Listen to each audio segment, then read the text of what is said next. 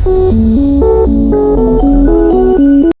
है भ्रूणोद्भव किस प्रकार से होता है। सर्वप्रथम परागकण वर्तिकाग्र पर गिरने के बाद जब अंकुरण की प्रक्रिया प्रारंभ होती है, फिर पराग नलिका निर्मित होने लगती है। जब पराग नलिका बन जाती है तो उसमें बने हुए दो नर युग्मक अंदर प्रवेश करते हैं भ्रूणकोश के। मादा भाग पुष्प के अंडाशय के भीतर भ्रूणकोश पाई जाती है, उसके अंदर जब प्रवेश करते हैं, जब नर युग्मक दोनों प्रवेश कर जाते हैं तो वहां पर पाए गए सहायक कोशिकाएं और प्रतिमुख या प्रतिदेशांत कोशिकाएं डीजनरेट या अपभ्रष्ट या नष्ट हो जाती है। जब नष्ट हो जाएंगी फिर युग्मकों का संलयन होगा। नर युग्मक व मादा युग्मक। नर युग्मक पहले मादा अंड युग्मक के साथ संलयन की क्रिया करेगा, जिससे जाइगोट यानी युग्मनज बनेगा। युग्मनज बनने के बाद इनके कोशिकाओं में विभाजन होगा। विभाजन होने के बाद दो भागों में बढ़ जाएंगे। दो भागों में बढ़ने के बाद अब एम्ब्रियो का निर्माण होना प्रारंभ हो जाएगा।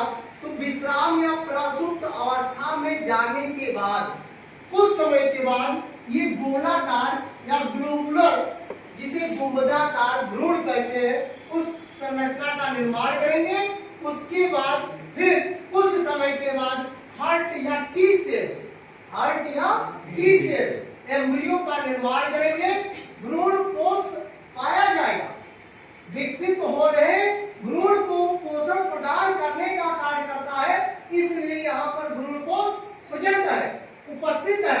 फिर कुछ समय के बाद एक परिपक्व भ्रूण कोश का निर्माण होगा, जिसमें यहाँ लिखा है सस्पेंशन, यानी निलंबक के साथ रेडिकल मूलांकुर विकसित होगा। मध्य का भाग जो ऊपरी हिस्सा होगा, जिससे जड़ें विकसित होती है। फिर कार्टिलेडॉन ये द्विबीजपत्रियों में बीजपत्र बनाने का निर्माण करेंगे। बीजपत्र बचे रहते हैं। फिर नीचे जहां से ये मुड़ते हैं, बीजपत्र विकसित होते हैं, उस भाग से प्रांकुर का निर्माण होता है।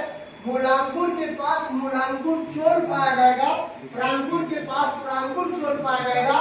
बीजपत्र दो भागों में बढ़ जाता है, बीजपत्रोपारिक, बीजपत्राधार। फिर बीजपत्रोपारिक ये प्रांकुर के पास चला जाता है विकास करने के लिए। बीजपत्राधार मूलांकुर के पास चला जाता है मूलांकुर का विकास करने के लिए। इस तरीके से भ्रूण का निर्माण होता है।